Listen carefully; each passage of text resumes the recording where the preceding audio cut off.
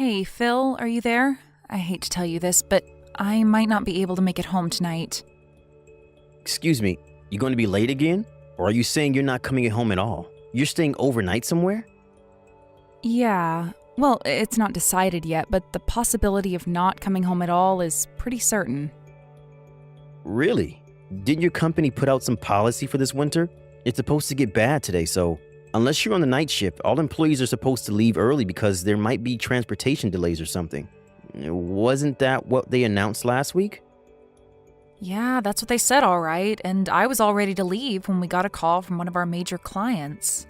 Apparently they encountered some serious system trouble on their main operating system. The weather is getting bad, but I can't just leave this and go home. We're talking about a major client. We really have to handle it tonight. Yeah, I suppose it comes with the job, huh? Being a system engineer can get pretty hectic. They're always turning to you when there's even a tiny glitch. Anyway, this isn't the first time. Remember the one last year? How can I forget that? That was during the big hurricane, wasn't it? That was pretty bad. But this time at least I don't have to go on site. I can do this all remote, but the only problem is I have no idea when this can be solved. We tried several solutions, but it rejected them all. Really not sure what the problem is. Worst case scenario, it may take all night. If, by chance, we find a solution, I can get home, but if not, I may have to stay all night. I'm really sorry about this, Phil. I hope you understand. No problem. Just don't overdo it or anything. Rest when you can. Thanks. Oh yeah, I hate to ask, but could you dump a cup of detergent in the washing machine and switch it on? It's ready to go. Huh? You want me to do the laundry? You know the dryer's on the blink. Can't hang it out to dry in this weather. Why bother? Yeah, but just having it washed and ready to dry will save me a lot of time later. I've got to do it any chance I get, or it will just pile up before you know it. Right. Okay, no problem. Oh, and could you throw in the kitchen towels and the apron in there too? I forgot to throw those in this morning. Do we even have an apron? I can't remember using it. Yeah, I bought it because I'm always on the run, as you know. Didn't want to dirty up my suit in the morning. It saved me the other morning, actually. Splashed egg all over it. I left it on the kitchen table. Forgot to drop it in the washing machine this morning. It's bright blue. I can't miss it. Oh, okay. I'll check and see later on. You're doing remote work all day today, right? No change in schedule? You don't have to meet a client later or anything, right? Yep, that's right. As a matter of fact, I was in the middle of something just now. Oh, I'm sorry. I didn't realize. I thought you were on your lunch break. I'm sorry if I interrupted. Don't worry about it. After I finish this up, I'm done for the day, so no problem. Oh, okay, great. So you got the evening free then? All right then. I better be getting back to work. Gotta figure this thing out. If I'm lucky, I can get this done tonight. Wish me luck. All right, good luck.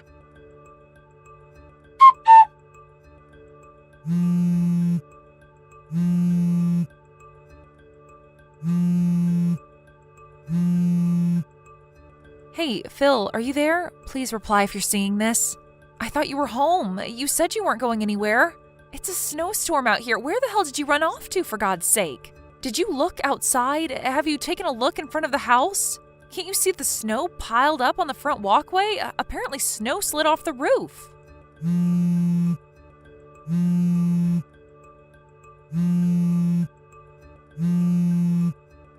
I got a call from Mrs. Barkley next door. You know, the old lady next door, right? Well, she told me that there was a woman buried in the pile of snow. Must have approached the house and the snowpack slid off the roof or something. It was apparently a pretty large pack of snow. Luckily, Mrs. Barkley called the ambulance right away because nobody was home at our place. It took a while for the ambulance to get there, but she said she seemed okay as far as she could tell. As for me, I'm still at the office. We solved that system error problem, but all transportation has been delayed. I have no way to get home because of this snow. I have no idea where you are, so I'm just relaying all this information. Just so you're aware. I can't believe you're not home, Phil. Where'd you go, for crying out loud? Contact me as soon as you see this message. I just hope you're not in trouble or anything. To be honest, I'm worried sick.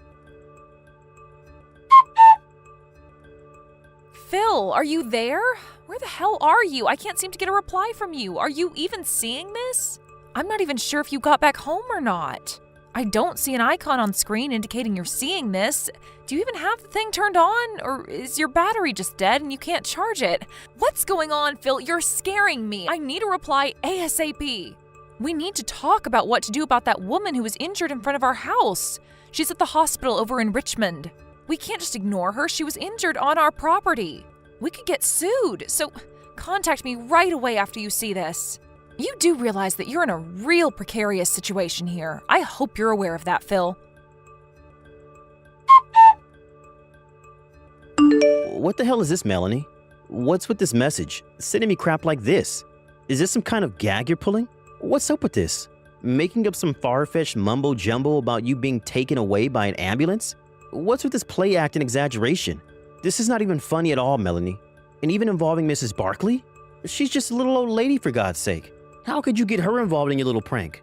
It's like you're showcasing your frustration to everybody in this neighborhood. Aren't you in the least bit embarrassed by this dumb little charade? And where were you taken? You said Richmond. Are you talking about the big one on 5th Street? I don't really care, to be honest. I don't plan on visiting you there anyways. I mean, seriously, why would I after what you pulled? Huh? Pardon me? What are you saying? I'm still at the company. I really can't get out of this right now. I'm not sure I can get home right now. Hold on a second. Pardon me? And what the hell are you blabbering about, Phil? I'm really busy right now. I thought I explained it all to you. But you just messaged me about you getting buried in front of our house and that you were taken to the hospital. What was that all about then? Phil, are you even reading that message properly? Did you just glance at it? Sure sounds like it. Huh? Wait a second. You're telling me I read it all wrong? I'm pretty sure... Just read it over one more time, would you please? And this time, slowly, so that you understand the entire situation. What is this, Melanie? Some woman was hauled off to the hospital from our house? Are you serious? It says she got buried in snow in front of our house. Are you kidding me? What the hell happened? Come on, Phil. You did that, didn't you? Huh? Excuse me? What was that crap you said to me? You read that message from me all wrong. You thought it was me that got buried in snow and you didn't give a hoot about me. You weren't even going to visit me at the hospital. Are you serious, Phil? Your outburst is all on record, so there's no use refuting any of it. You meant what you said. There is no denying the fact. Yeah, well, I just misinterpreted the message is all. I didn't mean it. I was upset. What can I say? Oh, really? Sure seemed like you meant it. Like I said, the line messages are left on record. There is no disavowing it now. I could even print it out if I wanted to. You want me to do that? Oh, yeah, and I just got a call from the hospital. They were finally able to identify that woman that was taken there. What? They said her name was Deborah Sinclair. Ring any bells? I wonder why she was at our home. Delivering something, perhaps? Or maybe visiting someone? Hold on a second. Did you just say Deborah Sinclair? I mean, just want to confirm, you know. That's right. Sure sounds like it rings a bell with you, Phil. On the other hand, I have no recollection of such a person. Who is this Deborah Sinclair? You know her, right? Who is she, Phil? I'm not sure. I thought it was you. Yeah, and? You thought it was me, so what? Forget what I said. It's nothing. It's kind of late to be saying any of that anyways. Pardon me? Phil, do you know how much time has passed since this Deborah was taken to the hospital? It was a pretty frantic situation that unfolded over there. All the neighbors were out, the ambulance blaring down the streets, a couple of cop cars even showed up. In such a situation, don't you think they did a little background check regarding the whole thing? The cops aren't stupid, you know. What are you trying to say? Come right out and say it, Melanie. You got my undivided attention. Give it a go then. All right, if that's the way you want it, Phil. I know all about your little affair, Phil. That Deborah, she's your hot little babe, am I right? Wait, what? How do you... And you were seeing two separate girls. Really, Phil? I didn't realize you were such a low-life scumbag. Oh, wait a second. Why do you even know all this? Okay, you seem completely bewildered, so let me explain the whole thing to you, Phil. Once you found out I wasn't able to come home last night because of the system troubles we had at the client's place and the fact that the traffic was all disrupted due to the snow, You immediately contacted both Deborah and this other girl you're seeing. But apparently Deborah wasn't able to make it, so you decided to spend the day with your other lover. How am I doing so far, Phil? Did I miss anything? What I think you probably did was you decided to go and pick this girl up somewhere because of the snow. That left the house temporarily empty. But because you're so absent-minded and don't really think things through, or maybe it was you because you were so excited to see your lover. I don't know. Well, in your haste, you left the door unlocked. Huh? I'm pretty sure Then unexpectedly, Deborah decided to show up at the house. Was she there to surprise you? Or maybe she thought it over and decided she wanted to see her lover boy? Not sure. I guess when she arrived to find the front door open, she figured you were working inside and went in without calling out to you or bothering to knock. After all, you did tell her I wasn't coming home that night because of the snow. She went straight to the kitchen and put on my blue apron, the one I asked you to throw in the washing machine. Then she started cooking dinner for you, as if she were your wife. Wait, let me explain, Melanie. Then you came waltzing in with your other lover like nothing happened. You took one look in the kitchen and saw a woman standing there with a bright blue apron. You immediately thought it was me and thought your little love affair was exposed. In your panic-stricken way, you grabbed the woman, who you thought was me, from the kitchen and pushed her out the back kitchen door and onto the snow. You didn't even bother to check if the woman was me. Are you telling me that woman I tossed out was Debbie? Yep, that was Deborah. But you seem to prefer Debbie. You guys figured you couldn't very well have your fun and games with the wife at home, so you guys immediately left the house and locked the door on your way out. I have no idea where you guys went, but you were definitely with this other woman of yours, right? Well, we were... Hey, what happened to Debbie? I heard that when you tossed her out the door, she fell off the porch and broke her ankle. Apparently you told her, thinking it was me of course, to stay in the snow to cool off or something to that effect. Debbie managed to make her way to the front door, but it was locked. When she tried to leave the house, she fell off the front porch and couldn't get up due to the severe pain in her ankle. It was really starting to snow about that time, and she gradually got covered in snow, and to make things worse, the snow piled on the roof slid off and buried her even further. She tried calling out, but snow really insulates sound. Did you know that? As you probably know, when it snows like that, there are hardly any people walking around in that kind of weather. It was just by chance that Mrs. Barkley was able to find her. It seems her dog ran off and she was out looking for him and found him snuffing around in the pile of snow in our front yard.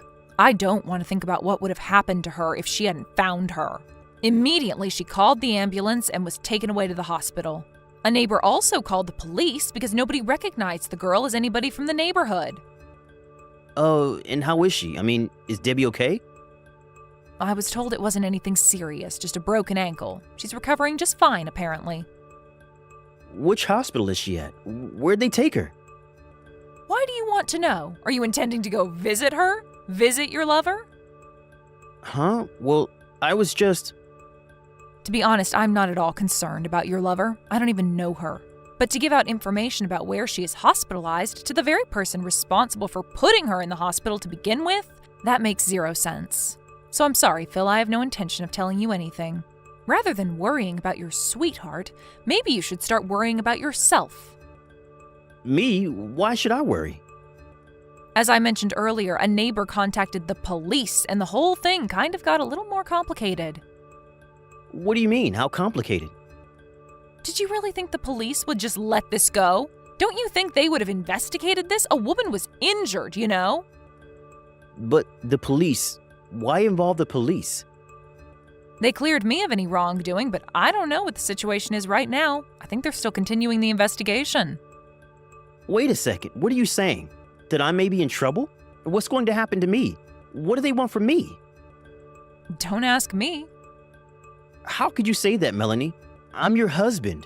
How could you be so cold and unconcerned? This could be serious, you know? You're being way too unsympathetic, Melanie. Where's your compassion? Am I hearing you right, Phil? You're asking me to give you compassion? Seriously? The guy who has 2 lovers? The guy who's been cheating on me for God knows how long? Yeah, well, it doesn't change the fact that you're my wife and you have a responsibility, a duty to your husband. Sorry, Phil, that's not going to cut it. Just so you're aware, I'm already talking to my lawyer about a divorce, so... Huh? Wait, a divorce? You want to get divorced? And why talk to a lawyer? You're really blowing this thing way out of proportion, Melanie. You don't seem to get the point, Phil. Like I said, you're the one with 2 lovers. You're the one that's been two-timing me. I don't want to hear any crap from a jerk who's been screwing around behind my back. You got that, buddy? Yeah, well, it was just a fling. You're my main, my true love, Melanie. You know, I was just stressed out with work and all. Pardon me, I'm your main, huh? Well, that makes me feel so special, thanks. Yeah, what I mean is, I picked you as my wife. You were the best of... Best of the lot? Like selecting a used car or something? When are you going to get tired of that and get a new one? And by selecting, are you saying you were already going out with the other 2 girls even before we were married? Maybe there was more than 2. No, of course not. Sure sounds like it, Phil. You picked me out of the 3? I wonder why. Is it because I make more than them? No, what I'm saying is... I think I'm officially getting pissed off. Before I really go over the edge, maybe it would be better if we continued further discussions regarding this issue through our lawyers. Like I said, this whole thing about lawyers is going way too far. Let's just talk face to face. I'm sure we can work it out between us. This coming from the guy that's been screwing around behind my back? My pissed off meter just went up a notch. I wouldn't push it any further, mister. But I was just trying to... Please don't try anymore. You'll really regret it, Phil. I would advise against it. Huh? Okay, Phil, that's all I've got to say. Goodbye. Have a good life, Phil. I really was about to explode during that line exchange. Glad I cut it off in time. I talked to my lawyer after that and started the process of getting all the papers ready for the divorce. I'm so glad the lawyer will take care of the rest and not have to see Phil any more than I have to. I'm scared I may even give him a fat lip. About a week or so later, my lawyer was able to collect all of the evidence of his infidelity and came up with the amount we would be demanding from him. I was surprised that he got it all done in such a short period of time. The house we were living in was in Phil's name, so I was the one that had to move out. As for Phil, the 2 women eventually learned that he was secretly seeing the both of them. When they found out, you can imagine the furious reaction that must have ensued. Deborah, the girl that got thrown out of the house and ended up in the hospital, is apparently pressing charges against him. The other woman is also suing him for damages. Apparently, he promised her he would get divorced and marry her. Phil kept calling me and sending long, desperate messages online, so I finally changed my phone number and line address. I really can't thank my lawyer enough for moving quickly with all this before it got completely out of control. Thank you for watching. Please subscribe and hit the like button. See you next time.